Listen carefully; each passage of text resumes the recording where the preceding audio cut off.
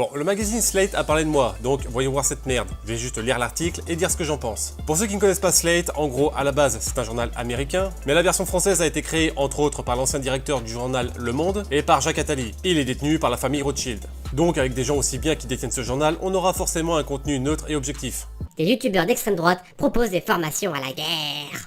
Bon, déjà, rien qu'au titre, tu sens que l'idéologie politique va passer avant l'information. Bon, d'extrême droite, déjà, ça c'est selon ce que vous pensez. Ça fait un bail que ce n'est plus une désignation politique, mais juste une tentative pour décrédibiliser une opinion politique qui ne convient pas. Et d'ailleurs, vous êtes tellement ridicule à traiter tous ceux qui ne vous plaisent pas d'extrême droite, que j'en ai même fait des t-shirts pour me foutre de la gueule de tous ceux qui disent ça en boucle. D'ailleurs, faut croire que ça fait rire pas mal de monde, c'est ma meilleure vente. Et d'ailleurs, pour les deux guignols qui ont écrit l'article, vous me contactez et je vous en envoie un gratuitement. Ensuite, formation à la guerre. Le titre qui fait peur. Alors le nom de l'association c'est Code Airsoft. On utilise des répliques Airsoft. Pistolet à billes quoi. Et on ne donne pas de formation mais des initiations à l'Airsoft. C'est dommage hein, les statuts de l'association sont disponibles en ligne.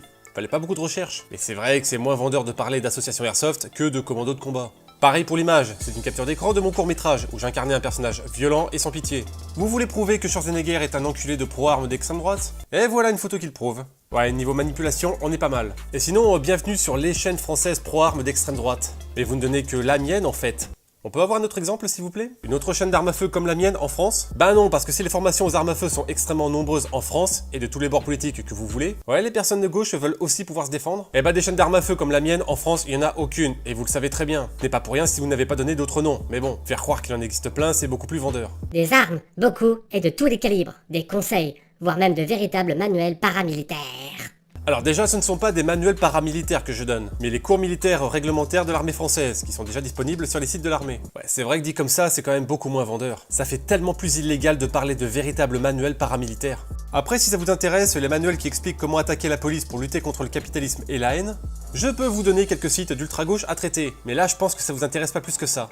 Bizarrement. Et même si la phrase ne dit que je ne donne que des cours, la tournure de la phrase fait aussi croire que je fournis des armes et des munitions. Sinon, quel intérêt d'écrire des armes, beaucoup et de gros calibre? Déjà comme si vraiment je donnais des cours avec des vraies armes, et comme si moi-même j'avais vraiment beaucoup d'armes. Sérieusement, même à l'époque où j'avais pas mal d'armes à feu, la grande majorité c'était des carabines de jardin. Et les forums d'armes à feu se foutaient tellement de ma gueule avec ça. Et comme si c'était pas normal de présenter des armes sur une chaîne qui présente des armes. Et oui, je rappelle que la chaîne, la très grande majorité, ce sont juste des présentations d'armes à feu. 128 vidéos en tout en comptant la chaîne secondaire, et il y en a que 4 qui présentent du combat airsoft. Prendre et tenir une cité HLM prétendument obtenue par des jeunes désœuvrés et drogués. Vous vous êtes trompé de chaîne, bande de crétins. Que vous soyez incompétent, je veux bien, mais là, il y a des limites. Vous parlez d'autres chaînes européennes dans votre article, mais celle que vous citez, là, elle est pas de chez moi, c'est une chaîne polonaise. Et même, la vidéo dont vous parlez, c'est simplement l'interview d'un professionnel qui explique son travail. À aucun moment, tout ce qui est dit dans cette vidéo n'est utilisable par un prolo. Genre, selon vous, un militaire qui explique comment lancer un missile, ça va jouer sur la sécurité publique. Ah, vous êtes vraiment trop con. Non, pas tellement. Hein. Vous savez très bien que vous mentez, mais vous savez aussi que personne n'ira jamais vérifier. Il est difficile de connaître le nombre d'armes à feu en circulation en France. En 2012, le ministère de l'Intérieur estimait qu'il y avait 2,1 millions d'armes légales et déclarées dans le pays. En 2018, on supposait que plus de 15 millions d'armes... D'armes? D'armes, pas d'âmes. Mais relisez-vous, putain, c'est mes impôts qui payent là, j'exige un minimum de qualité, bordel. 15 millions d'armes circulaient dans l'Hexagone dans une majorité détenues illégalement. Bon, en fait, on en compte beaucoup plus, mais ok, on va rester là-dessus. Donc, vous nous dites que le marché légal, majoritairement composé de fusils de chasse, est d'environ 2,1 millions. Et les armes illégales, composées en grande partie d'armes de guerre d'Europe de l'Est, 6 à 7 fois plus. Ok, du coup, c'est quoi votre conclusion à ça? Pour régler le problème des armes illégales, le gouvernement a choisi de durcir la législation autour des armes légales. Ok. Il y a 7 fois plus de AK illégaux que de fusils de chasse légaux, donc on va créer de nouvelles lois pour empêcher les armes légales en espérant que Jean Djihad fera les démarches administratives pour déclarer son RPK. Bon, sérieux, les deux guignols qui ont écrit cette merde. Cette dernière mesure, elle a été créée uniquement pour mettre la pression envers les chasseurs et les inciter à jeter leurs vieilles pétoires qu'ils ont achetées dans les années 90. C'est-à-dire à l'époque où les fusils de chasse ne demandaient qu'une simple pièce d'identité pour les acheter. À aucun moment cette loi n'a été créée pour retirer les armes des criminels, mais uniquement celles des chasseurs. Et pour rappel, la très grande majorité de la criminalité se fait avec des couteaux. J'imagine que vous également, vous désirez des couteaux ronds pour lutter contre la criminalité autour des couteaux. Alors je dis ça parce que c'est exactement le même délire. Toutefois, l'obligation de déclarer des caramides de jardin ne semble pas convaincre que ça empêchera les criminels de rafler dans les foules ou changera quoi que ce soit aux 120 attaques quotidiennes à l'arme blanche. Certains voudraient pouvoir se défendre par eux-mêmes. Évidemment, ils sont d'extrême droite, voire d'extrême droite radicale. Voire de l'extrême supra-master ultra-droite radicale méga évolution. Ne riez pas, avant la fin de l'année on ira droit, je vous dis. Et certains de ces fachos d'extrême ultra-droite radicale sont tellement méchants qu'ils appellent à l'autodéfense. C'est bon, vous avez compris? Et là, on n'est pas sur du « vous achetez une arme, vous êtes d'extrême droite ». C'est juste « vous appelez à l'autodéfense, vous êtes d'extrême droite ». Nous allons vous montrer 2 techniques différentes de défense contre attaque de béquilles. Bande de criminels! Alors, déjà, ça va faire plaisir à tous ceux qui ont acheté une bombe au poivre et qui du coup sont classés d'extrême droite. Mais surtout, ça inclut putain d'énormément de monde quand on sait que depuis 2015, les ventes d'armes à feu ont complètement explosé. Et ça continue à augmenter encore aujourd'hui. Et ça, c'est pas vraiment dû aux Jeux Olympiques qui font rêver, mais plutôt au fait que de se faire poignarder en pleine rue vous fait tranquillement passer dans les faits divers. On est actuellement à 120 attaques au couteau par jour, je vous rappelle. Donc c'est un facho d'extrême droite qui ose critiquer ceux qui représentent la très grande majorité de la criminalité. Pour preuve, son court-métrage. Mais attends, je suis pas gentil, je suis méchant, je suis extrême dans mes propos, et le seul passage de mes chaînes YouTube que vous faites tourner malgré 128 vidéos, c'est le court-métrage. Vous partagez une œuvre de fiction et rien d'autre pour prouver que je ne suis pas gentil. Vous êtes au courant que ceux qui font des films sur les croisades, voire même des films tout court, en général ils n'ont pas envie de pacifier la terre entière. Vous êtes au courant que Rowling elle a pas envie de purifier le monde des moldus, bande de quiches, et je m'attarde dessus parce que... y a que ça. Ils me traitent d'extrémiste en boucle, mais le seul passage qu'ils parlent et qui image leurs propos, c'est uniquement mon court-métrage. Mais si vous êtes si sûr que ça, pourquoi pas avoir mis un passage qui vous a choqué où je parle facecam plutôt que ça? Et donner la description du court-métrage ne changera rien. Dénoncer la hausse de la criminalité et le fait que les médias, genre Slate par exemple, restent constamment dans la soumission et la bassesse intellectuelle ne changera rien. Les croisades! Cette période historique qui aurait, selon lui, consisté pour les Francs à défoncer des musulmans radicaux. Alors non, ce n'est pas selon moi. Les premières croisades ont été lancées après des siècles d'attaques musulmanes envers les pays occidentaux. Et au bout de plusieurs centaines d'années avec la prise de Jérusalem par les musulmans qui n'avaient rien à voir avec l'islam évidemment. Cette prise qui a débouché à l'interdiction de pèlerinage des catholiques et les a donc obligés à reprendre Jérusalem. Ce qui est totalement justifiable. Vous imaginez bien que demain si on interdit à tous les musulmans d'aller en pèlerinage à la Mecque, ça va péter. Donc que ça a pu péter à cette époque où l'église n'était pas encore une ONG antifa pro-migrants, c'est normal. Ouais, le fameux selon lui aurait pu être évité avec une simple recherche Wikipédia, qui vous en aurait appris un peu plus sur les premières croisades et vous aurait évité de passer pour des idiots incultes. Essayez de faire passer l'info avant l'idéologie, vous verrez c'est bien aussi.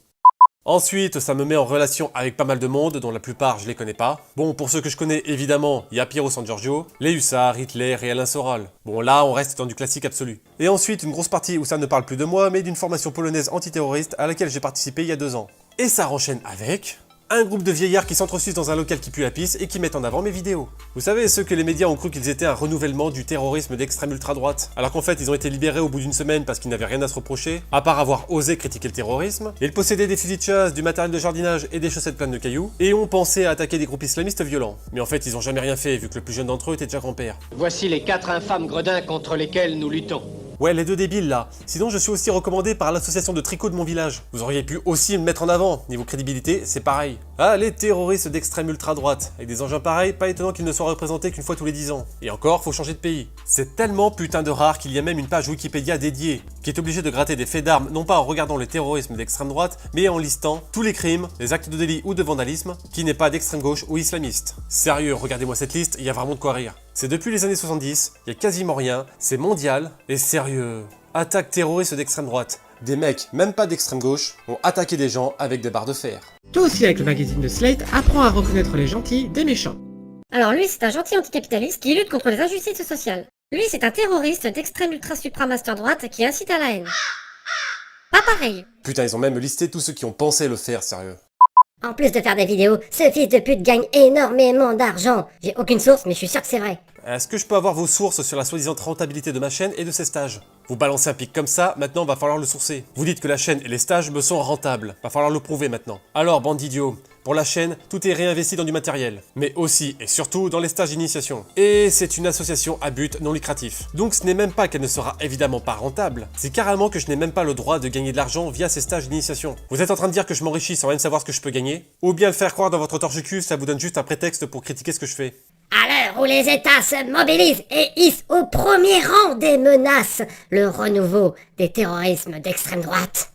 Alors non, ça ce sont vos fantasmes. Dans le monde réel, ils n'en ont absolument rien à branler, vu qu'ils ne représentent rien du tout, contrairement à l'ultra-gauche ou à l'islamisme. Tu devrais le savoir, toi qui dis dénoncer autant le djihadisme que l'extrême droite. Bon, pour l'instant, tu ne t'occupes que de l'extrême droite. Tu devrais faire comme ton petit copain là et avouer qu'il ne t'intéresse qu'au terrorisme qui ne représente que 2 attaques par décennie et dans le monde. Sauf si tu considères que péter une vitrine c'est du terrorisme, mais là c'est ta maladie mentale, j'y peux rien. Les 10 clochards de tout à l'heure qui partagent ces vidéos ont été mis en examen, ce qui prouve bien à quel point ils sont dangereux. Et Reno a osé dire qu'ils n'étaient pas aussi dangereux que nous-mêmes, on aimerait bien vouloir le croire.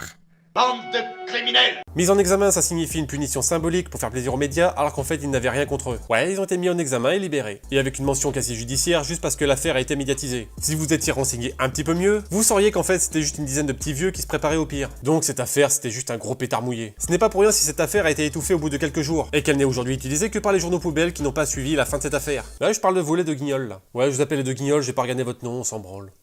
Donc on résume leur article et ce qu'ils me reprochent. J'ai un ton ferme sur une chaîne d'armes à feu. J'aime beaucoup taper sur les armes pourries qui ont marqué l'histoire, sur les gauchistes et les propagandistes. J'ai une association Airsoft où je donne des initiations sportives, comme des dizaines d'autres comme moi partout en France. Tout ça, ça fait de moi, selon eux, un néo-nazi d'extrême ultra-droite. C'est un peu léger. J'ai fait un court-métrage qui dénonce la criminalité, et contrairement à ce que vous écrivez, je ne donne aucune origine ethnique, comme je l'ai parfaitement expliqué dans le making-of, que vous avez vu que vous en parlez. Où je précise également que si justement j'ai mis des arabes et des blancs des deux côtés, ce n'est pas pour rien, mais bien pour rappeler que les criminels, il y en a de toutes les origines. Contrairement à ce que vous semblez croire, vu que vous ne parlez que de ça. Alors que moi je parle de criminalité de manière globale. Ceux qui provoquent, et ceux qui excusent. Ces youtubeurs cumulent des centaines de milliers d'abonnés et diffusent ainsi largement leurs messages. Exactement comme vous avec vos 270 000 abonnés sur Twitter.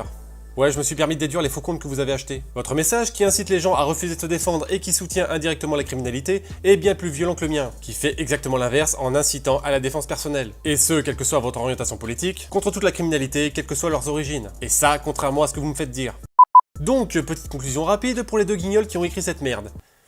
Merci. Bon déjà, grâce à votre article, ma chaîne a pris un petit pied au cul niveau abonnés. Bon, c'est pas un truc de fou non plus, hein. Avec votre compte Twitter comportant 63% de faux comptes, et les vrais comptes qui ne vous suivent plus du tout, ce qui explique les 10 RT que vous recevez grand max en heure de pointe. Mais merci quand même, car grâce à vous, les quelques-uns qui vous suivent encore se sont rendus compte du plus important, le vrai message phare de votre article, que le nombre d'armes de guerre illégales augmente de façon complètement ingérable. Et les seules mesures prises sont celles qui consistent à faire en sorte que la vente de long rifle du papy soit bien déclarée. Grâce à vous, les gens se rendent un petit peu plus compte que dans la société où la police n'a plus le droit d'intervenir, Ainsi, il est demandé d'éviter le contact et la confrontation avec les perturbateurs. il ne nous reste plus qu'à obéir à Emmanuel Macron qui donnait comme seule vraie méthode le fait de se démerder à se défendre nous-mêmes.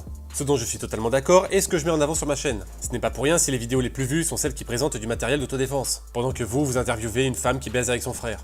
Ouais, c'est subventionné. Content de savoir que mes impôts sont utilisés intelligemment. Bref, de par votre incompétence en termes de communication, vous allez finalement parfaitement dans notre sens. Les seuls éléments qui vous poussent à m'insulter, c'est le scénario d'un court-métrage qui ne vous plaît pas et qui vous prouve que je suis un néo-nazi d'extrême ultra-droite, et qui du coup vous prouve que vouloir se défendre, c'est être un néo-nazi d'extrême ultra-droite. Sérieusement, vous allez essayer de convaincre qui en imageant les propos de 128 vidéos avec le thème d'un court-métrage qui dénonce la criminalité et les médias. Vous n'aviez tellement rien de plus parlant à ce point-là. Sérieux, mais avec ce raccourci, du coup, Roman Polanski, avec les films qu'il a sortis, vous imaginez à quel point c'est un nazi d'extrême droite? Votre article, c'est un amoncellement de clichés et de mots-clés standards, type extrême droite, facho, néo-nazi, fascisme, Front National, bref, les conneries habituelles, mais là il y a tellement le set complet des mots-clés qu'on croirait un journal parodique. Le tout sur fond de raccourcis douteux, des associations random et des hommes de paille. Et sans même parler de l'écriture inclusive. Article 305, tu écris en inclusif, t'es un PD. CQFD. Bref, un article standard fait par un journal standard, qui ne vit que par les subventions car il ne touche comme public, que des profils de personnes qui ne pensent que la situation ne peut que s'améliorer, voire même que la délinquance n'a jamais été aussi basse depuis 50 ans, des mecs qui croient encore des légendes urbaines genre l'immigration est une chance pour la France ou le terrorisme d'extrême droite, ou des femmes qui baisent avec leurs frères, donc vous n'avez plus aucun public. Donc continuez à faire des vidéos sur le danger du terrorisme d'extrême droite qui n'a jamais été pris au sérieux excepté par vous-même, et pour le journal en lui-même, continuez à faire des articles sur la fellation et la sodomie pour gratter vos subventions. Par contre en ce qui concerne la politique, vous êtes complètement aux fraises.